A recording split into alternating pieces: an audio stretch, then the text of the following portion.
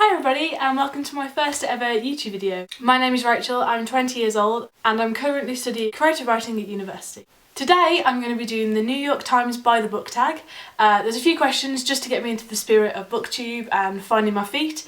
Thought it was a nice easy one to start with, something pretty simple. So let's get started. So the first question is, what books are currently on your nightstand? So the first book that I'm currently reading is The Tiny Wife by Andrew Kaufman, which is very short, as you can see. It's only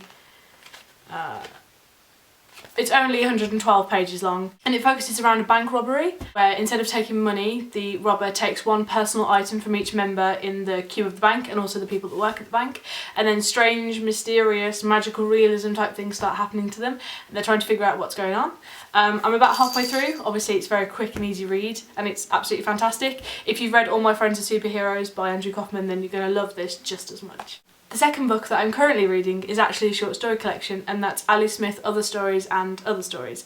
For my first semester at university, we were studying the short story. At that time I wasn't really into short stories that much, and since then I've really found my feet and have just been obsessed with short story collections, and this is probably one of the best ones that I've ever read. And sometimes you need to sit down with them and read the whole collection in one go. Sometimes it's nice to have a little bit of a break.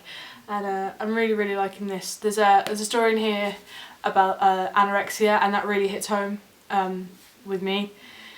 That was probably my favourite one, but it is absolutely fantastic. And I'd recommend this if you're looking for a short story collection. Obviously Ali Smith is the queen, in my opinion. And the last book that I'm reading at the moment may come as a bit of a surprise, but it's Harry Potter and the Chamber of Secrets. There's another question about this later which I'll get onto. I'm about 20 pages in and it is fantastic. This is a reread, but I'll explain again a bit more about this at a later question. Yeah, I think we all know the story of this. Do we really need to explain it? The second question is, what was the last truly great book you read? So the last truly great book that I read is actually one of the ones that I just recently put down. That's Slade House by David Mitchell. This is actually the first ever David Mitchell book that I read, which is an odd one to start with, but I wanted to start somewhere, so I thought I would. I read it, loved it. It's perfectly fine as a standalone, but I did realise that it's sort of a companion book to The Bone Clocks, so I went out and bought Bone Clocks as well, so I can give that a read after. I don't know how well it's going to work reading them the other way around, but I'll give it a read and I'll report back. It's a very creepy, atmospheric, eerie book surrounding a house and through 5 short stories. The first one begins in 1979 and the last one is Halloween 2015, and they go every 9 years. It's very clever, a bit grotesque in places. It's a very short read again. It's an excellent little book and I really recommend picking it up, especially obviously if you like David Mitchell, but if you enjoy the sort of darker, creepier aspects. It's not scary, but it's creepy.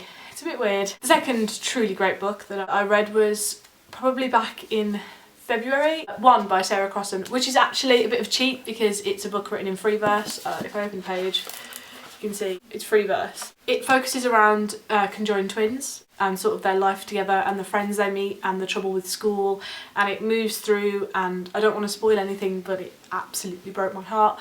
So the third question is, if you could meet any writer in the whole world, who would you meet? I think probably 13-year-old me would say Jacqueline Wilson, and I'm inclined to say that now as well because she shaped my entire childhood.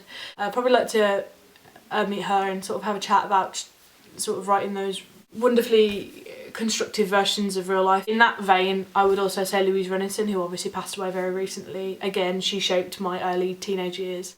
She managed to put down on the page exactly what I was feeling as a teenager, and I was very upset when she unfortunately passed away. So the fourth question is, what books might you be surprised to find in my personal library? Obviously, because this is my first video, you probably don't know my style and what I choose to read. I do tend to read through genres, but there are a couple that I did pick out. The first book is not that much of a surprise, but it's Binge by Tyler Oakley. I don't watch his YouTube videos, but I find him a really interesting person, which sounds a bit weird. I don't think that those videos are particularly for me, but in terms of a character and a personality, the messages that he promotes, I'm really interested. The second book that I picked out, which surprises me, is This Book is Full of Spiders by David Wong. This is full on sci-fi, monsters, craziness, end of the world, disgusting, grotesque.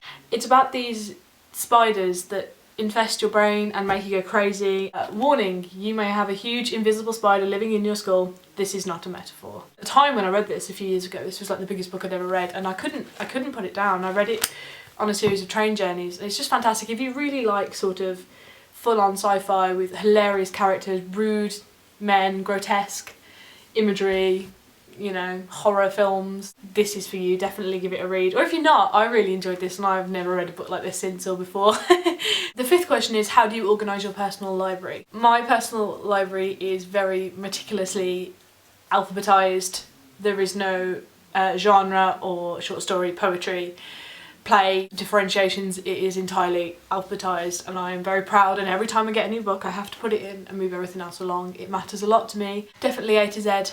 100%. The sixth question is, what book have you always meant to read and never got around to, or are there any books that you're embarrassed that you haven't read? I don't really get that embarrassment about when I haven't read a certain book, because there are a lot of books that I haven't read, but there are also a lot of books I have read. In terms of a book that I've always wanted to get around to, and it surprises people that in terms of this author that I haven't actually read, is Fangirl by Rainbow Rowell. I've read every single other book by Rainbow Rowell and enjoyed all of them. I think Attachments was my favourite and Eleanor and Park was my least favourite. But in terms of Rainbow Rowell as an author, people are quite surprised that I haven't read this. I really need to get to reading more of Shakespeare. This is my copy of Macbeth. It's the Cambridge Shakespeare version with all my notes from when I was in Macbeth at drama school last year, and I loved it. I love Macbeth. Macbeth is probably my favourite Shakespeare play, if not Othello.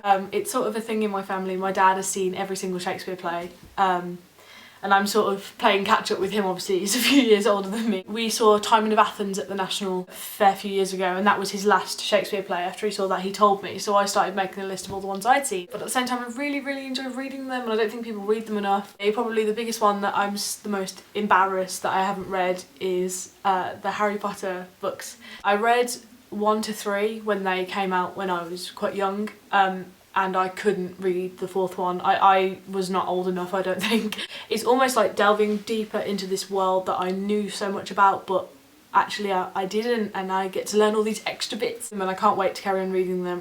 I know how much I'm gonna love them. It's gonna be great. Question 7 is disappointing, overrated, or just not that good book. One that isn't too much of a bother is Gone Girl by Gillian Flynn. I saw the film. I thought the film was unbelievable. I loved that film, and I did enjoy this. I just didn't think it was as good as the film. Obviously watching the film and then reading the book I don't think gives as much credit to the book, but in terms of how it developed, I just preferred the film. My main gripe, I think, is We Were Liars by E. Lockhart. I really hated this book. I thought it was a bit pretentious. I can't remember anything about this book. I have no idea what the twist is. So I think this book is quite bad, really, unfortunately. I'm sorry. And the last question is, what do you plan to read next? The first book is The Dinner by Herman Koch, I assume. This is quite a famous book for being a bit controversial. I will just read you the blurb because I think that probably sums it up better than I could. One evening in Amsterdam, 2 couples meet for dinner. They need to discuss their teenage sons. The boys have committed a horrifying crime caught on CCTV. They remain unidentified except by their parents. How far will each couple go to protect their child? The second is The Day of the Triffids, which I actually need to read for my apocalyptic fiction semester at university. Thirdly is Ruby and the Stone Age Diet by Martin Miller. I don't really know much about this. I picked it up at an independent bookshop. It's about many characters and their sort of crazy lives and a woman that's going to go on a Stone Age diet, whatever that means. I don't know.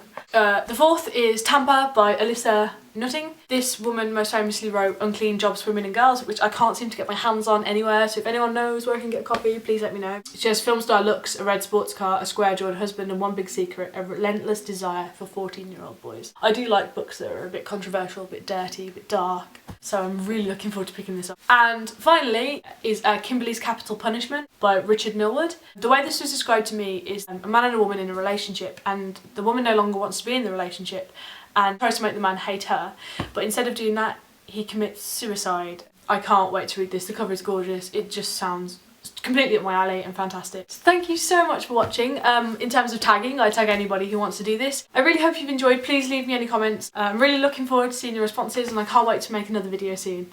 So I'll see you all later. Bye!